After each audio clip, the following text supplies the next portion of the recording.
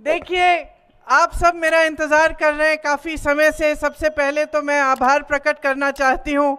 आज धूप भी है, इतनी बड़ी तादाद में आप इस ऐतिहासिक मैदान में आए हैं मेरी बातों को सुनने के लिए।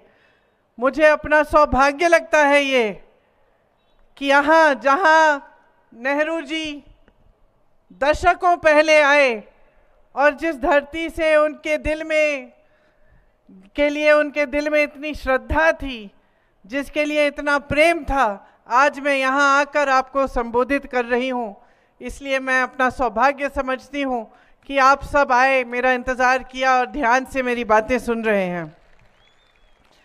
जब हम यहाँ आ रहे थे तो यहाँ की सुंदरता दिख रही थी। बड़े बड़े पहाड़, यहाँ के जंगल, यहाँ की हरियाली, सेब के बागान, सब हेलीकॉप्टर से ऊपर से बहुत अच्छी तरह पहली बार मुझे दिखे। पहले तो जब मैं आई हूँ तो गाड़ी से ही आई। आज मैं देख रही थी कि कितनी सुंदर जगह है। और इसके साथ साथ हमारा जो हिमाचल प्रदेश है, यहाँ की एक सभ्यता है जो यहाँ की सुंदरता के साथ साथ चलती है और जिससे पूरे देश ने, देश की राजनीति ने, देश के इतिहास ने, चाहे देश का आज़ादी का आंदोलन हो, सब ने बहुत सीखा है। तो आपको गर्व होना चाहिए कि ये आपका प्रदेश इस देश में कितनी भूमिका निभाता है और कितनी सुंदरता से देश को एक सभ्य राजनीति और एक सभ्य जो समाज है उसका प्रतीक बनकर दिखाया है आपने। जब मैं सभ्य राजनीति की बात करती हूँ तो स्वाभाविक है कि परमार साहब की याद आती है, वीरभद्र सिंह जी की याद आती है कि मुख्यमंत्री रहे लेकिन सादगी का जीवन बिताया। आपके बीच आए तो हमेशा मिलनसार होकर घरों में आए, झुक के आए, आपसे अपनी समस्याओं को समझने की बात की और हमेशा आपके बीच रहने की, आपके बीच आने की उन्होंने राजनीति की। तो उनकी राजनीति ऐसे नहीं थी कि ऊपर ऊपर से हो या फिर आपको झूठी बातें बताएं, झूठे वादे करें। आपको गहराई में समझे, प्रदेश की समस्याओं को समझे और दिन रात एक किया कि आपकी ये जो समस्याएं हैं इनको हल कैसे करना है, आपके जीवन में तरक्की कैसे लानी है, यही उनका मकसद रहा। और पंडित जी से लेकर आज के जो कांग्रेस के नेता हैं, सबका यही मकसद रहा, यही विचारधारा हमेशा रही कि जितना भी काम हम करें वो कम काम है। जनता सर्वोपरि है। हमारे देश में, हमारे लोकतंत्र में सबसे महत्वपूर्ण जनता की इच्छा होती है।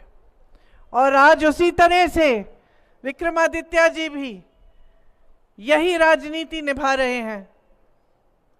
मैंने अभी काफ़ी समय से इनके साथ काम करके देखा है, पहले यहाँ के जो प्रदेश के चुनाव में, उसके बाद जब यहाँ आपदा आई, संकट आया आप पे, और उसके बाद जब कांग्रेस की सरकार को गिराने का प्रयास हुआ, और फिर आज जब आपके लिए यहाँ चुनाव लड़ रहे हैं, हर स्तर पर मैंने देखा कि जब जब मैंने इनसे बात की कि देखिए पार्टी की ज़रूरत है, अब आप ऐसे करिए, या पार्टी की सहायता के लिए ज़रूरी है कि आप खड़े हो जाएं, तो ये कभी पीछे नहीं हटे।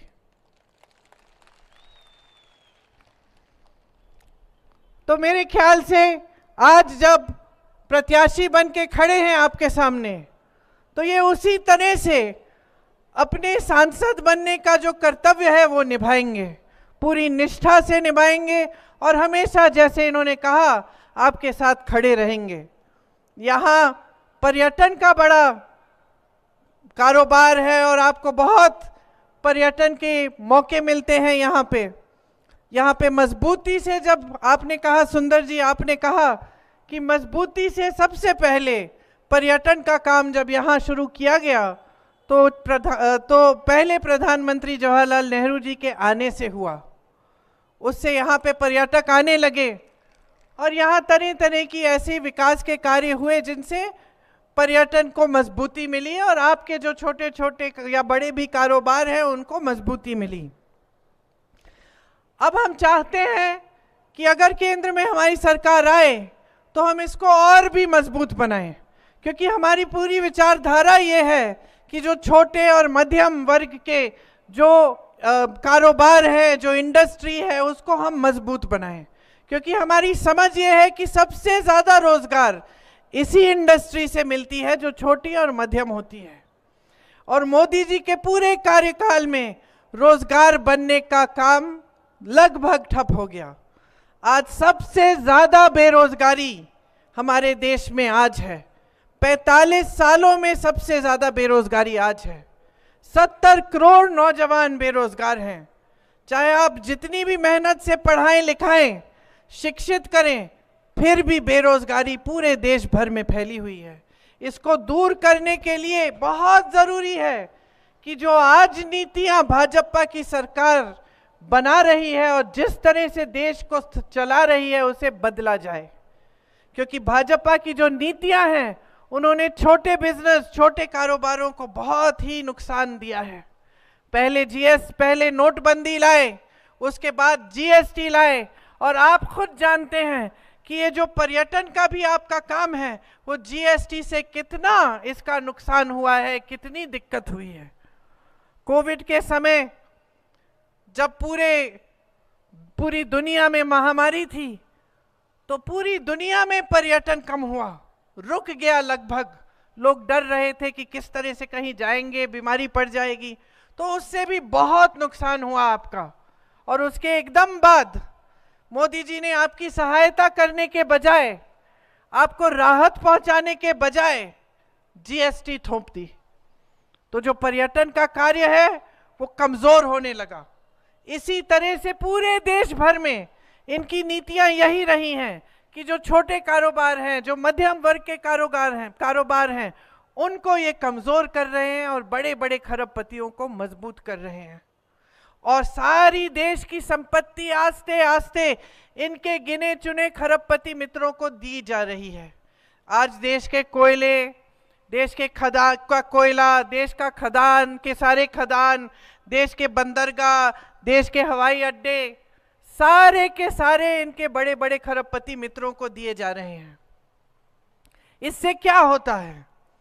देश का बहुत नुकसान होता है, क्योंकि खरबपति जो हैं वो आगे बढ़ते हैं, लेकिन यही ऐसे बड़े संस्थान थे, सरकारी कारखाने थे, जिससे जनता को रोजगार मिलता था। और इनको कमजोर करके जनता को कमजोर किया, रोजगार को कमजोर किया। इसी तरह अगर आप इनकी नीतियां देखें तो आज जितने भी कोल्ड स्टोरेज हैं लगभग पूरे के पूरे किसके हैं? पूरे हिमाचल में अगर आप देखेंगे तो ज्यादा से ज्यादा कोल्ड स्टोरेज आज बड़े खरबपति अडानी जी के हैं।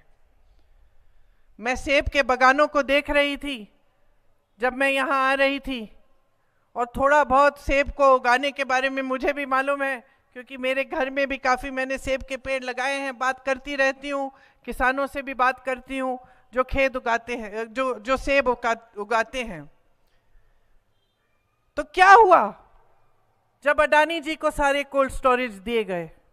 ये हुआ कि आज अडानी जी तय करेंगे कि आपके सेब का दाम क्या है, कोल्ड स्टोरेज से कब निकलेंगे, कब बेचे जाएंगे, कितने दाम पर बेचे जाएंगे। आपसे ए बी सी कैटेगरी के सेब बना दिए और अलग अलग कैटेगरी से वो खरीदेंगे, और कभी ए को बी में डाल देंगे, कभी बी को सी में डाल देंगे ताकि आपको कम पैसे मिले। वही तय करेंगे कि कितने का खरीदेंगे आपसे और कितने का आगे बेचेंगे। ऊपर से मोदी जी क्या करते हैं? आपने कहा, हम सब जानते हैं कि जो अमेरिका से सेब आ रहा है उस पे टैक्स आपने कम कर दी, और जो हमारा किसान है वो किसान और खेती के हर चीज के लिए वो जीएसटी भर रहा है, टैक्स भर रहा है। तो चाहे पेट्रोल डीजल महंगा हो गया हो, लेकिन जो खेती के सारे सामान है वो आज महंगे हो गए हैं। जीएसटी भर भर के हमारा किसान टैक्स की मार खा रहा है, और आप अमेरिका के सेब को कम टैक्स देकर उसको बेच रहे हैं दुकानों में। तो जब ग्राहक दुकान जाएगा तो कौन सा सेब खरीदेगा? वही सेब खरीदेगा जिसका दाम कम है। और आप उसको जानबूझ के अमेरिकन सेब का दाम कम कर रहे हैं। ये आपकी नीतियां हैं। क्यों? क्योंकि इन सब नीतियों से इन्हीं बड़े खरबपतियों का फायदा हो रहा है। और हर स्तर पे अगर आप देखेंगे पूरे देश भर में जो किसान के कानून लाना चाह रहे थे, ये क्या थे वो कानून? यही कानून थे कि सारा फायदा बड़े बड़े खरबपतियों को। और जब किसान ने आंदोलन किया, दिल्ली तक पहुंचा, लाखों किसान बैठे, 600 किसान शहीद हुए, तो मोदी जी मिले तक नहीं। तो ये परिस्थितियां हैं आज देश में कि जितनी भी नीतियां हैं वो सब बड़े बड़े खरबपतियों के लिए बन रही हैं। यहां से हिमाचल की धरती से आपने कितने नौजवान हमारे सरहद पे भेजे, कितने आपके बेटे शहीद हुए इस देश के लिए। उनका लहू इस देश की धरती में है, सींचा है इस देश की धरती को उनके खून ने, उनके पसीने ने। और आज मोदी जी की सरकार अग्निवीर जैसी स्कीम लाती है, जहां बेरोजगारी पहले से फैली है, जहां पे आप अपने बच्चों को सरहद पे भेजते हैं, आपके दिल में देशभक्ति की भावना होती है, उन बच्चों के दिल में देशभक्ति की भावना होती है कि कुछ हो जाए तो देश के लिए होगा, मैं जान देने के लिए तैयार हूं।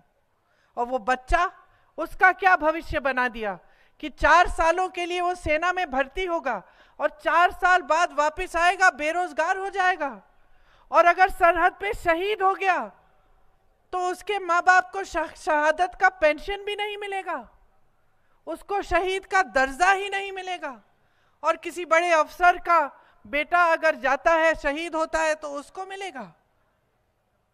तो इन्होंने पेंशन में भी भेदभाव किया है, गरीबों के लिए अलग, अमीर अफसरों के लिए अलग। और जहां हमने पुराने पेंशन की बात की सरकारी कर्मचारियों के लिए, तो ये पीछे हट गए, कहने लगे कि नहीं नहीं, अर्थव्यवस्था में पैसे नहीं है। यहां हिमाचल की सरकार ने उन पुराना पेंशन दिलवाया, शुरू किया ये काम, और वहां केंद्र की सरकार से जो पैसे भेजने पड़ते हैं वो रुकवा लिए ताकि यहां लागू ना हो पाए। फिर भी लड़ लड़ के सुक्कू जी उसको लागू करे हैं। तो परिस्थितियां क्या है कि नौजवान बेरोजगार है, आप स्कीम रोजगार के लिए नहीं ला रहे हैं।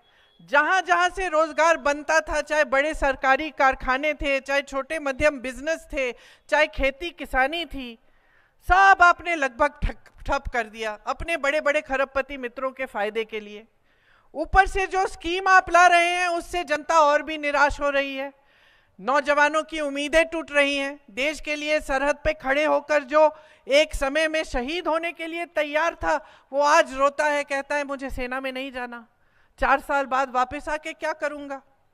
मैं तो ऐसे बच्चों से मिली हूं जो रोने लगे, कहे कि दीदी समझ में नहीं आता, मेरी भर्ती में मेरा नाम आ गया है लेकिन मुझे जाना नहीं है, क्योंकि 4 साल बाद घर आऊंगा तो क्या होगा, और कल मुझे कुछ हो जाए तो मेरे माता पिता को क्या होगा। हमने OROP की बात की, मतलब 1 रैंक 1 पेंशन की बात, इन्होंने उसको भी बदल डाला। 1 रैंक और तरह तरह के पेंशन। आज सेना में कोई जाता है, भर्ती होता है, चोट लग जाती है, एक टांग नहीं इस्तेमाल कर सकते या एक हाथ नहीं इस्तेमाल कर सकते, तो उसको डिसेबिलिटी का पेंशन भी नहीं दे रहे हैं, वो भी काट दिया है। तो जनता के लिए कर क्या रहे हैं, क्या कर रहे हैं जनता के लिए? अडानी जी, अंबानी जी तो फूल रहे हैं, फल रहे हैं, उनकी बेटियों की शादी हम सब देखते हैं सोशल मीडिया पे, लाखों करोड़ रुपए खर्च रहे हैं, लाख करोड़ों का लहंगा पहन रहे हैं। और हमारे गरीब, हमारे किसान, हमारे सेब की जो बगान के लोग हैं, जो किसान हैं, उनका क्या? उनको कौन पूछ रहा है? हमारे मिडिल क्लास को कौन पूछ रहा है? जो अपना छोटा बिजनेस कर रहा है, अपनी मेहनत से, ईमानदारी से कमा कर अपने बच्चों को बड़ा कर रहा है, मुश्किल से बच्चों को शिक्षित कर रहा है, उसको आज कौन पूछ रहा है? उसको कोई नहीं पूछ रहा है मोदी जी और बीजेपी की सरकार में। आज अगर यहां हिमाचल में कांग्रेस की सरकार नहीं होती तो जितनी राहत आपको महंगाई से मिल रही है उतनी भी नहीं होती। पूरे देश भर में लोग रो रहे हैं, मेरी बहनें बड़ी तादाद में यहां बैठी हैं। सिलेंडर को देखिए, आज किसी से खरीदा नहीं जा रहा है। आज तमाम महिलाएं देश भर में जब कुछ खरीदने जाती हैं तो वापस खाली हाथ आ जाती हैं, एक दो चीजें खरीद के आ जाती हैं कि बाकी जो 3-4 चीजें हैं वो बाद में देखेंगे, अभी ज्यादा जरूरत नहीं है, छोड़ दीजिए। बड़ी बड़ी चीजें नहीं, खाने के लिए सब्जी, दाल, आटा, जो रोज की चीजें हैं जिनके इस्तेमाल के बिना हमारे पेट नहीं भरते, हम गुजारा नहीं कर सकते। आज त्योहार आता है, ये दशहरे का मैदान है, आज त्योहार आता है दशहरे की तरह, तो ज्यादातर महिलाएं देश भर में घबराती हैं कि किस तरह से हम करेंगे। मेहमान आएंगे, खाना पका के देना पड़ेगा, घर की लिपाई पुताई करानी पड़ेगी, कैसे करेंगे? क्योंकि जितनी भी मेहनत कर रहे हैं, जितना भी कमा रहे हैं, काफी नहीं हो रहा है, क्योंकि महंगाई इतनी बढ़ गई है। यहाँ हमारी सरकार ने आपको राहत देने की पूरी कोशिश की है। 1500 रुपए जो महिलाओं के खाते में प्रति माह डालने की बात है, जो शुरू हो गई है लाहौल स्पीति में, उसको पूरे हिमाचल में हम करके दिखाएंगे। चाहे ये कितना भी रोक डालने की कोशिश करें। आज चुनाव के समय इन्होंने पिटीशन डाल दिया कि रुकवाया जाए, ठीक है, चुनाव के एकदम बाद हम देंगे। और सुक्कू जी ने ये भी कहा है कि जो अप्रैल और मई में चुनाव के समय नहीं मिल पाया वो पूरा आपको मिलेगा, क्योंकि हमारी इच्छा है कि देश की संपत्ति 2-4 बड़े खरबपतियों के जेब के बजाय आपके जेब में जाए। ऐसी स्कीमें आए जिससे आप मजबूत हों। हम इस चुनाव में ये कह रहे हैं कि अगर कांग्रेस पार्टी की केंद्र में सरकार बनेगी तो हम कुछ ऐसी स्कीमें लाना चाहते हैं जिससे आपकी तरक्की होगी, आपकी मजबूती आएगी। इसमें हम हर गरीब परिवार की सबसे बड़ी महिला के खाते में 8,500 रुपए डलवाएंगे। तो जो आपको हिमाचल सरकार देगी उसके ऊपर हम 8,500 रुपए केंद्र से देंगे अगर हमारी सरकार आई। और केंद्र में बहने 50% रोजगार महिलाओं को देंगे। इसके अलावा जो आशा बहुएं हैं, जो आंगनवाड़ी की बहनें हैं, जो मिड डे मील की बहनें हैं, इनका मानदेय बढ़ाया जाएगा, केंद्र से दुगनी राशि भेजी जाएगी। किसानों के लिए, किसान के खेती के जितने भी सामान हैं सब से जीएसटी हटाई जाएगी ताकि वो सारे सस्ते हो जाएं। ये जो संकट आप आज जिस संकटों का सामना कर रहे हैं, इनको हम हटाने की पूरी कोशिश करेंगे, इस तरह से कि सारे कोल्ड स्टोरेज एक बड़े खरबपति के हैं, ये सब चीजें हमारी सरकार में हम होने नहीं देंगे। हम आपको मजबूत करने का काम करेंगे। आपने सुना कि पंडित जवाहरलाल नेहरू जी जब यहाँ आए तो उन्होंने देखा कि सारे खेत बड़े बड़े खरबपति अरबपतियों के थे, और उन्होंने कहा कि ये खेत आपके होने चाहिए और सेब आप उगाएंगे और आपका फायदा होगा। और आज भी यही हमारी विचारधारा है। जो न्यूनतम समर्थन मूल्य है वो आपका कानूनी अधिकार बनाएंगे। हम कानून बनाएंगे कि आपकी उपज का सही दाम आपको मिलना आपका कानूनी अधिकार बनेगा, कोई पीछे नहीं हट पाएगा। कोई भी सरकार आए हमारी सरकार के बाद तो उसको करना ही पड़ेगा। आज नुकसान होता है, यहाँ ओले पड़ते हैं, बारिश आती है, आपको सेब के जो पेड़ हैं उनको ढकना पड़ता है, लेकिन फिर भी उसके बावजूद कई बार ऐसा होता है कि बहुत नुकसान हो गया, लेकिन आपको भुगतान पूरा नहीं मिलता। हम कानून लाएंगे कि 1 महीने के अंदर अंदर अगर नुकसान हो तो 1 महीने के अंदर अंदर आपको पूरा भुगतान मिलेगा। नौजवान बेरोजगार है पूरे देश भर में।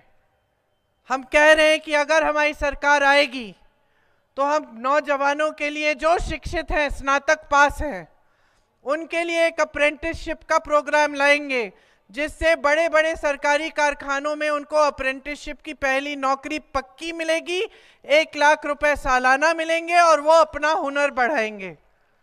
आपके लिए जैसे हिमाचल सरकार ने एक स्टार्टअप फंड बनाया है, उसी तरह से केंद्र सरकार 5,000 करोड़ रुपए का फंड बनाएगी ताकि अगर कोई नौजवान लड़का या लड़की अपना छोटा कारोबार शुरू करना चाहे तो उसको सुविधा मिलेगी।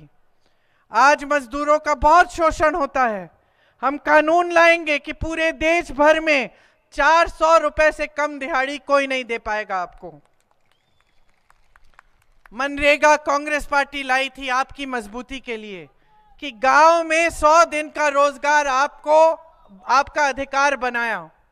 इसी तरह से हम शहरों में भी मनरेगा लाएंगे ताकि आपका अधिकार बनेगा कि शहरों में भी आपको 100 दिन का पक्का रोजगार मिलेगा। और इसके साथ साथ जो गांव में मनरेगा है उसको मजबूत करने का पूरा काम हम करेंगे। यहाँ पे कांग्रेस के कार्यकाल में बहुत ऐसे कार्य हुए जिससे आपका लाभ हुआ। आपने रोहतांग टनल की बात की, कोई बात नहीं, अगर मेरी माताजी का नाम था क्योंकि मेरी माताजी ने शिलान्यास किया था, आपने नाम हटा दिया, कोई बात नहीं, आपको टनल तो मिल गया। उस पे किसी का भी नाम हो, इससे हमें कोई फर्क नहीं पड़ता। आज मोदी जी का नाम है, कल किसी और का लगा लें, आपको टनल इसलिए मिला क्योंकि उनकी सोच थी कि यहाँ पे बनाना है और उन्होंने राशि भिजवाई इसके लिए। नेर चौक में ईएसआई हॉस्पिटल बनाया, मंडी में आईआईटी बनवाया, सिरमौर में आईआईएम बनवाया, सुंदरनगर में मेडिकल कॉलेज और इंजीनियरिंग कॉलेज बनवाया। और आपने कहा कि कुल्लू की मांग है तो हमें इसको भी, अगर हमारी केंद्र की सरकार आएगी, इस मांग को हम पूरा करेंगे। कीरतपुर से मनाली की जो 4 लेन का जो प्रोजेक्ट 2012 में दिया था, उसका सिर्फ फर्स्ट फेज पूरा किया कांग्रेस ने और तब से अटका हुआ है। उसको पूरा करने का काम हम कराएंगे जब हमारी केंद्र की सरकार आएगी। देखिए, जब मैंने सभ्य राजनीति की बात की और मैंने परमार जी की बात की, वीरभद्र जी की बात की, लेकिन मैंने ये नहीं कहा, और ये आपको समझना बहुत जरूरी है कि आपने ही, जनता ने ही हिमाचल प्रदेश में इस राजनीति को स्थापित किया। तो आज भी जिस सरकार को आपने चुना, जो कांग्रेस की सरकार है, उसको जो आपने चुना, आपने फिर से यही राजनीति का मिसाल पूरे देश में दिखाया। यहां आपदा आई, आपके मुख्यमंत्री जी 24 घंटे आपके लिए उपलब्ध रहे। विक्रमादित्य जी, सुंदर ठाकुर जी, जितने भी मंत्री थे मंत्रालय के, वो सब जमीन पे आ गए, सबने मदद की, दिन रात काम किया। जहां पर्यटक फंसे थे वहां मदद की, जहां किसी के घर में शोक था वहां पहुंचे राहत पहुंचाने के लिए। किसी का घर बह गया, पाठशालाएं बह गई, बड़ी बड़ी सड़कें बह गई। और ये आपदा 1-2 दिन की आपदा नहीं थी, ये हफ्तों के लिए चली। और हफ्तों के लिए हमने पूरा प्रयास किया कि आप तक हम राहत पहुंचाएं, आपकी मदद करें, क्योंकि इतनी भयानक आपदा आई थी। ऐसा मेरे ख्याल से आपने प्रदेश में बहुत समय से देखा ही नहीं था, या हो सकता है कि पहले कभी इतना नहीं देखा होगा कि कितना नुकसान हुआ। और सिर्फ इमारतों का नुकसान नहीं, सड़कों का नुकसान नहीं, लेकिन ऐसे ऐसे परिवार जिसमें 3-4 सदस्य गुजर गए, बह गए पानी में। मैं किसी के घर गई थी शिमला में, वो सुबह सुबह उठकर, उनकी आदत थी कि सुबह सुबह उठकर सबको मंदिर ले जाते थे, पूरे परिवार को मंदिर ले गए, बच्चों को भी ले गए, और पूरा मंदिर बह गया। ऊपर से पहाड़ गिर गया, 5 सेकंड में पूरा मंदिर गया, सारे परिवार के सदस्य गुजर गए। तो इतनी बड़ी आपदा थी, इतना दुख झेला आपने, और हमारा कर्तव्य बना, कांग्रेस पार्टी के एक एक नेता, एक एक पदाधिकारी, एक एक कार्यकर्ता, एक एक मंत्री, कांग्रेस के मुख्यमंत्री जी, हमारा कर्तव्य था कि हम आपके बीच आए, क्योंकि यही है हमारी राजनीति, यही है हमारी विचारधारा। तो आपने हमारी असलियत देखी, हमारी सच्चाई देखी। यही समय होता है जीवन में, जब संकट आता है तभी पता चलता है कि सच्चा कौन है, झूठा कौन है। ये हमारे परिवारों में भी होता है, दोस्तों के साथ भी होता है। जब संकट आता है तभी हम सबको पता चलता है कि ये थे जो हमारे साथ खड़े रहे और वो जो हमें छोड़ के चले गए। तो आपने आपदा के समय देखा कि आपके साथ कौन खड़ा था। और मैं ये नहीं कह रही हूं कि ये कोई बड़ी बात है, अगर मंत्रियों ने काम किया आपके लिए, अगर आपके बीच आए, अगर आपदा में राहत पहुंचाई, तो ये इनका कर्तव्य था। लेकिन मुझे खुशी है और गर्व है इस बात की कि अपना कर्तव्य समझे, कि पूरी कांग्रेस पार्टी आपके साथ खड़ी हो गई। दूसरी तरफ आपने भाजपा की भी असलियत देखी, आपने उनकी सच्चाई देखी। मोदी जी कहते हैं ये उनका दूसरा घर है। अपने दूसरे घर में इतनी बड़ी आपदा आई, इतना संकट हुआ, इतनी चोट पहुंची, और आप इसे राष्ट्र आपदा ही नहीं घोषित कर रहे। क्यों? क्योंकि यहां कांग्रेस की सरकार है। तो इसका मतलब है कि आपके लिए तो राजनीति महत्वपूर्ण है। क्योंकि अगर राष्ट्र आपदा घोषित कर देते तो केंद्र से राशि आती, जैसे अलग अलग प्रदेशों में गई है जहां आपदा हुई है भाजपा का, कि जहां प्रदेश की सरकार है वहां इन्होंने राशि भेजी। यहां हिमाचल प्रदेश की सरकार जब बनी कांग्रेस की, तब पहले से ही अर्थव्यवस्था में संकट थी। ऊपर से जब आपदा आई और जब केंद्र की तरफ से कोई राशि नहीं आई, सारी प्रदेश की राशि आपदा के लिए, राहत के पहुंचाने के लिए इस्तेमाल की गई। और जहां जहां आपने कहा कि जो राहत की जो पैसे हैं जो मिलता है उसको आपने दुगना 3 गुना करके बहुत ज्यादा दिया, क्योंकि आप समझ रहे थे, हमारी सरकार समझ रही थी कि कितना दुख पहुंचा है लोगों को। इस समय हमें मदद करनी चाहिए, बाद में हम देख लेंगे कैसे करेंगे।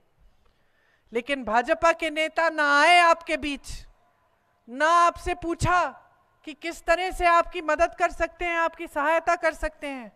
और मोदी जी ने बड़ी बड़ी बातें तो कह डाली, लेकिन जो एक काम की चीज थी, आपको राष्ट्र, यहाँ पे राष्ट्र आपदा घोषित करने की चीज, यहाँ राशि भेजने वाली बात, वो उनके मुंह से नहीं निकली। तो सच्चाई आप खुद अपने सामने देख रहे हैं। आपदा के बाद कुछ ही महीनों बाद क्या होता है? आपकी सरकार पर आक्रमण होता है। धन बल के आधार पर उसे खरीदने की कोशिश, विधायकों को खरीदने की कोशिश। बीच रात में विधायकों को चोरों की तरह हेलीकॉप्टर में, कोई गाड़ी में छुपा कर पूरी फोर्स लगा के ले जा रहा है कि दल बदलवा देंगे, इनसे सरकार गिरा देंगे। तो आपने एक और असलियत देख ली कि जो अपने आप को ईमानदार कहते हैं, जो कहते हैं कि देश भर में अकेले भ्रष्टाचार के खिलाफ वो लड़ रहे हैं, उन्होंने किस तरह से आपकी सरकार को गिराने की कोशिश की। कैसे पैसों के इस्तेमाल से विधायकों को खरीद के, दबाव डाल के, केस डाल के आपकी चुनी हुई सरकार, जो लोकतंत्र के तहत आपने चुनी थी, उसको खत्म करने की कोशिश हुई। तो पूरी सच्चाई बहनों और भाइयों आपके सामने है।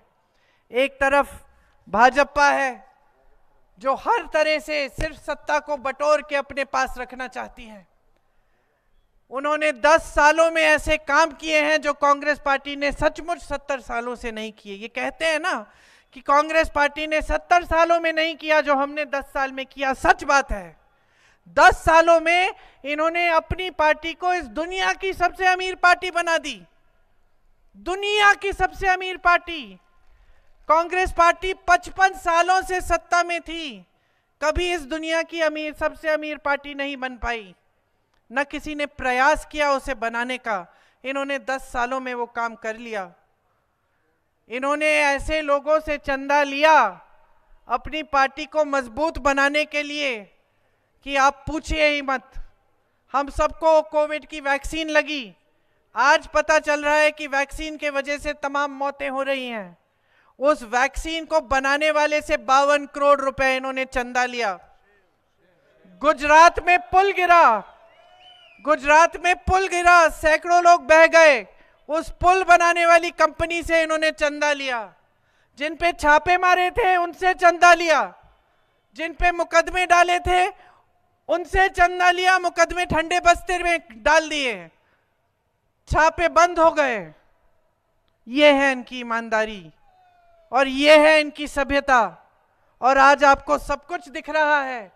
आपके सामने जिस प्रत्याशी को इन्होंने खड़ा किया है, उनकी सभ्यता आप देखिए, अपने ही कार्यकर्ताओं के बारे में क्या कह रही हैं।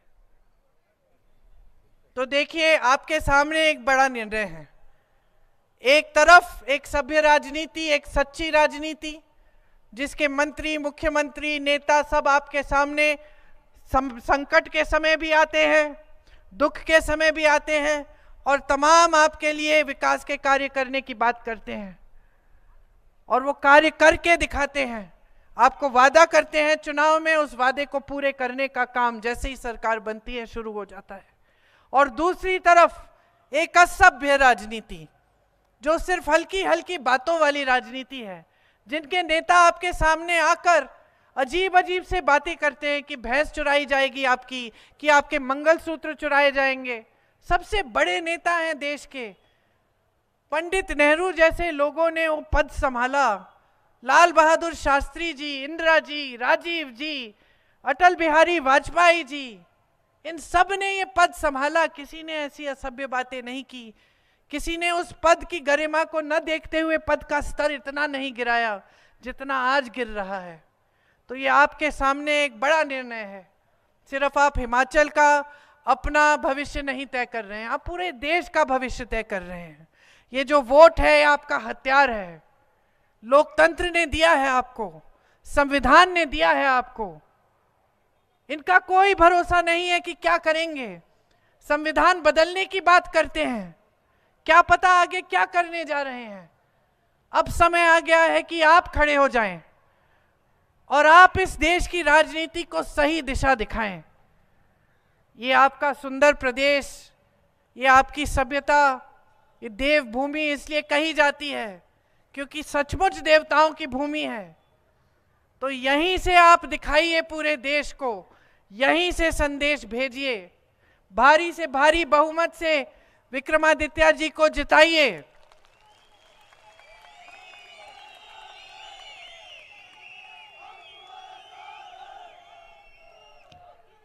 अपने भविष्य को मजबूत बनाइए। हमारी जितनी भी नीतियां हैं वो आपको मजबूत बनाने वाली नीतियां हैं।